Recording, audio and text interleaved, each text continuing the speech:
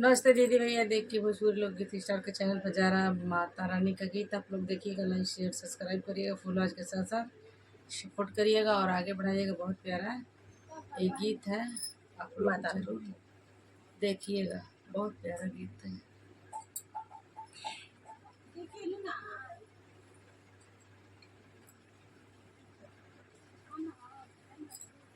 चढ़ला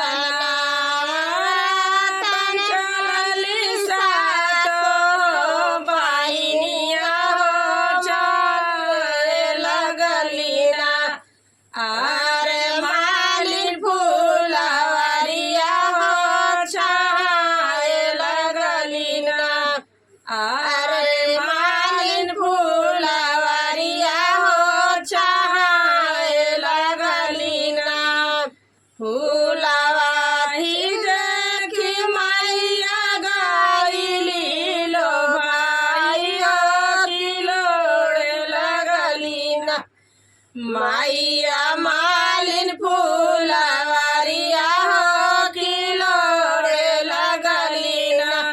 माइया मालिन फूलवरिया हो किलोड़े लगलीना।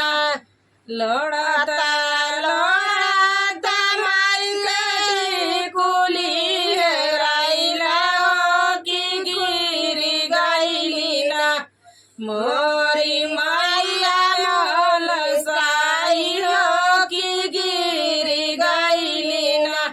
मोरी मैया लसाई हो कि गिरी गइलीना।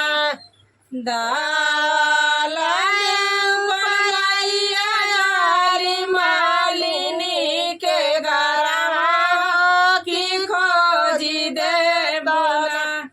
मारी हमारी टिकुलिया हो कि खोजी देबना। मालिनी हमारी टिकुलिया की खोजी देता। का जाए दे बुए मैया पिया के कलकत्ता कमाए देगो की खोजी देबोना। मैया तुहार टिकुलिया माइया तोहर टिकुलिया हो कि कीनी देबना। बोलिया तबलन मालिन फेरू जानी बोलिया गरभ बोलिया ना। बोलिया तबलन मालिन फेरू जानी बोलिया मालिन होई तू बजनिया हो जनम भर के ना।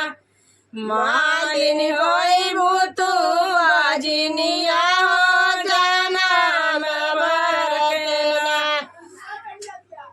हाथ गोड़ जोड़ी मैया मैया तोरो पारे किया बना दिहना। माइया ईश्वरिया की फेरू ना दियाना। माइया ईश्वरिया शिशिया की फेरू ना दियाना। दावाला बनालिन गइली फूलवरिया की खोजे लगलीना। अपने मैया के टिकुलिया हो कि खोजे लगलीना। अपने मैया के टिकुलिया हो कि खोजे लगलीना। खोजी खोजी टिकुली मालिन मैया के निदिया लियो कि मांगे लगलीना। अपन